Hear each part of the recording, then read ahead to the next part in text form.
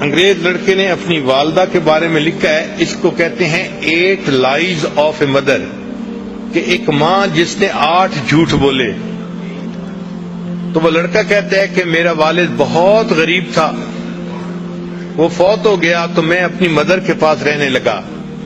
اب مدر کا کوئی ذریعہ آمدنی نہیں تھا، تو ہمارے گھر میں کھانا جو پکتا تھا وہ بھی بہت تھوڑا ہوتا تھا، اور ہمیں بھوک لگی ہوتی تھی، اور جب کھانا پکتا تھا تو والدہ میری پلیٹ میں میرا حصہ ڈالتی اور اپنی پلیٹ میں اپنے لیے کھانا ڈالتی۔ پھر کھانے کے دوران جب میں اپنا کھانا ختم کرنے لگتا تو ماں محسوس کرتی کہ مجھے اور کھانے کی ضرورت ہے، تو وہ اپنی پلیٹ میں سے رائس میری پلیٹ میں ڈال دیتی تھی اور کہتی تھی کہ eat this rice son, I am not hungry, کہ بیٹے تم یہ چاول کھا لو، مجھے اتنی بھوک نہیں ہے۔ وہ بچہ کہتا ہے کہ بعد میں بڑے ہو کے مجھے پتا چلا کہ میری ماں اس وقت جھوٹ بول رہی ہوتی تھی، بھوک اس کو بھی ہوتی تھی، لیکن وہ مجھے تسلی دینے کے لیے کہتی تھی کہ بچے تم کھا لو، مجھے بھوک نہیں لگی ہوئی۔ یہ میری ماں کا پہلا جھوٹ تھا۔ وہ کہتے ہیں کہ پھر چونکہ ہمیں کھانے میں کوئی اچھی نیوٹریشن نہیں ملتی تھی، تو جب ویکینڈ آتا تھا تو میری والدہ مجھے قریب میں ایک ریور تھا وہاں لے جاتی تھی، اور وہاں پہ ہم فشنگ کرتے تھے، تاکہ اگر ہمیں کوئی فش مل جائے تو ہم اس فش کو گھر میں پکائیں اور کوالٹی فوڈ مل جائے۔ وہ کہتے ہیں کہ ایک دن میں نے 2 فشز پکڑی، ان کو لے کے جب گھر آئے تو میری والدہ نے ان کو کوک کیا اور مجھے کھانے کے لیے دونوں دے دیں۔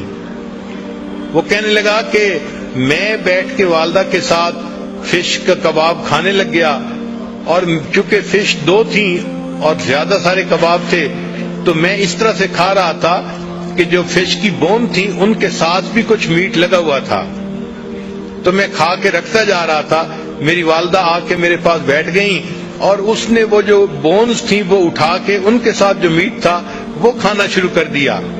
تو کہنے لگا کہ میں نے فیل کیا کہ والدہ بھی کباب کھانا چاہتی ہیں، تو میں نے کہا امی کو کہ امی آپ بھی کباب کھا لو، تو میری ماں نے کہا کہ نہیں بیٹا، fish eat this fish son because I don't like it, میں فش کھانا اتنا پسند نہیں کرتی، تم فش کا کباب کھا لو۔ اور یہ میری ماں کا دوسرا جھوٹ تھا، حالانکہ فش اسے پسند تھی اور وہ بچے ہوئے اس کی جو ہے نا میٹ کو بون سے کھا رہی تھی۔ پھر وہ کہتے ہیں کہ میں بڑا ہوا، اسکول گیا، پھر ایک دن آیا کہ میری والدہ مجھے امتحان کے لیے لے کر گئی۔ میں کمرے کے اندر امتحان دینے میں مصروف تھا، گرمی تھی، اور میری والدہ باہر بیٹھی ہوئی تھی۔ باہر میری والدہ نے میرے لیے ایک کولڈ ڈرنک جو ہے نا گلاس میں ارینج کیا۔ چنانچہ جب چھٹی کا ٹائم ہوا میں باہر نکلا تو میری والدہ نے مجھے وہ ٹھنڈا گلاس شربت کا پیش کیا، تو میں نے اسے کہا کہ امی آپ پی لو، تو وہ مجھے کہنے لگی کہ بیٹے مجھے پیاس نہیں لگی ہوئی، تم پی لو۔ تو والدہ نے وہ سارا کا سارا جوس مجھے پلا دیا اور خود کچھ نہیں پیا۔ یہ میری والدہ کا تیسرا جھوٹ تھا۔ پھر کہتے ہیں کہ جب میں ذرا بڑا ہوا تو میرے اسکول کے ایکسپینسز بھی تھے، تو اب والدہ کو کوئی نہ کوئی کام کرنا تھا، تو والدہ نے کیا کیا کہ قریب میں ایک میچ فیکٹری تھی، تو وہاں سے خالی ڈبے لے کے آتی تھی اور گھر میں رات کو بیٹھ کے ان کے اندر میچز کو بھرا کرتی تھی۔ چنانچہ ایک رات میں نے دیکھا کہ والدہ ساری رات جو ہے وہ بیٹھ کے کام کرتی رہی کہ تاکہ اس سے کچھ پیسہ ملے اور میرا خرچہ چلے۔ کہتے ہیں صبح کے وقت جب میری آنکھ کھلی تو میں نے دیکھا، تو میں نے امی سے کہا کہ امی آپ سو جائیں، تو ماں نے مجھے دیکھ کے کہا کہ go to sleep my dear son, I am not tired, کہ بیٹے تم سو جاؤ، میں ابھی تھکی ہوئی نہیں ہوں۔ یہ میری والدہ کا 5واں جھوٹ تھا۔ حالانکہ وہ تھکی ہوئی تھی، لیکن مجھے اس نے کہا کہ میں تھکی ہوئی نہیں ہوں، تم سو جاؤ۔ پھر وہ کہتا ہے کہ میں نے اسکول میں اچھی پرفارمنس دکھائی، اس کے اوپر مجھے اسکالرشپ مل گیا اور مجھے امریکہ کی ایک بہترین یونیورسٹی میں داخلہ مل گیا، تو میں اپنے گھر سے امریکہ شفٹ ہو گیا۔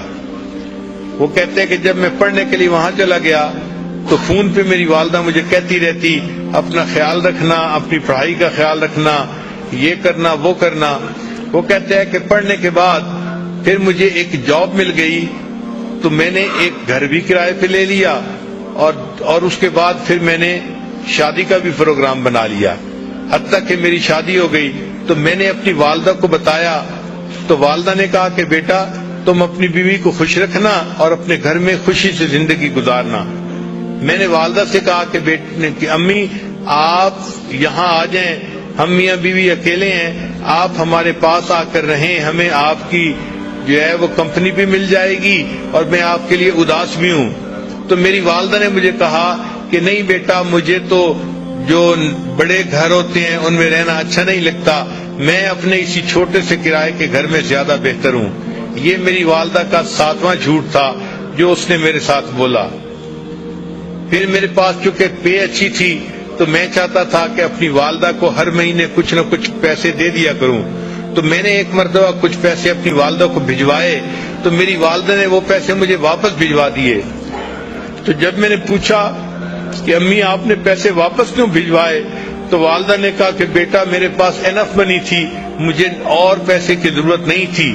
یہ میری والدہ کا جو ہے وہ 7واں جھوٹ تھا جو اس نے میرے سامنے بولا۔ پھر کچھ ایسے دن گزرے کہ والدہ نے فون میں مجھ سے رابطہ نہیں کیا، تو میں بھی پریشان تھا کہ 3-4 مہینے ہو گئے والدہ سے فون پہ کبھی تسلی سے بات نہیں ہوئی۔ کہنے لگے کہ پھر ایک دن ذرا میں نے جب زیادہ فون کیا تو مجھے پتا چلا کہ میری والدہ بیمار ہیں اور ہاسپٹلائز ہیں۔ وہ کہتے جب مجھے یہ پتا چلا تو میں ٹکٹ بنوا کے فوراً اپنے گھر آ گیا۔ میں ہاسپٹل گیا، میں نے جب اپنی والدہ کو دیکھا تو میری والدہ بالکل ہڈیوں کا ڈھانچہ بن گئی تھی، اس نے بہت سارا ویٹ لوز کر لیا تھا۔ اور جب میں وہاں وارڈ کے اندر داخل ہوا تو جو نرس تھی اس نے مجھے بتایا کہ تمہاری والدہ کینسر کی مریضہ ہے، اس کو چیسٹ میں کینسر ہے اور اس کو بہت پین ہوتی ہے، تو تم اپنی والدہ کا ذرا خیال رکھنا۔ تو اس نے مجھے یہ انفارمیشن دے دی تھی۔ چنانچہ جب میں نے والدہ کو دیکھا کہ وہ اتنی کمزور ہو گئی ہیں اور اتنا ویٹ لوز کر لیا ہے تو میری آنکھوں میں سے آنسو آ گئے، میں نے رونا شروع کر دیا۔ تو والدہ نے مجھے روتے دیکھ کر کہا کہ بیٹے don't cry, I am not in pain, کہ بیٹے تم رو نہیں، مجھے کوئی درد محسوس نہیں ہو رہی۔ وہ کہتے ہیں کہ یہ 8واں جھوٹ تھا جو والدہ نے میرے سامنے بولا، اور پھر میری آنکھوں کے سامنے والدہ نے آخری ہچکی لی اور وہ فوت ہو گئی۔ تو ماں کس طرح اپنے غم اپنے بچوں سے چھپاتی ہے، خود قربانی دیتی ہے، بچوں کو پتہ نہیں چلنے دیتی۔ یہ وہ محبت ہے جو اللہ نے ماں کے دل میں اولاد کی ڈال دی ہے۔